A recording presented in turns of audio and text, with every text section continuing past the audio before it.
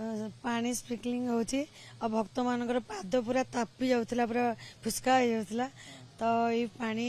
पाई भक्त माने बहुत आराम से जाई भी पारछंदी और दर्शन भी करि पारछंदी जाओ एटा बहुत भल काम ठेला ये प्रोजेक्ट है समले प्रोजेक्ट रे एटा गोटे कमी थिला एटा हे गला जे पूरा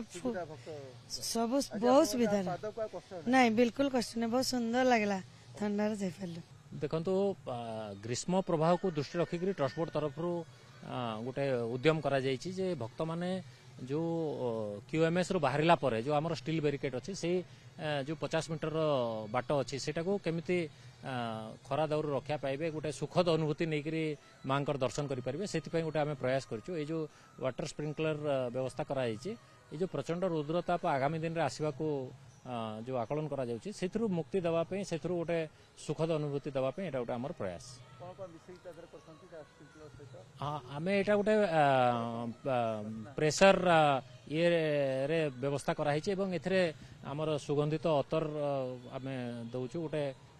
माहौलटा गोटे भल हेबो गोटे बास्नामय हेबो सुगंधि युक्त परिवेश सृष्टि करबा पई मध्य सेथरे आमे व्यवस्था करछु देखो जो खरा एबे 3-4 मास जो खरार समय रहिबो एई समय रे निश्चित भाव में भक्त माने बहुत कष्ट अनुभव करथांती तो सेटा को दृष्टि रखिकरी ए जल फुआरार व्यवस्था करा हिची ए जल फुआरा द्वारा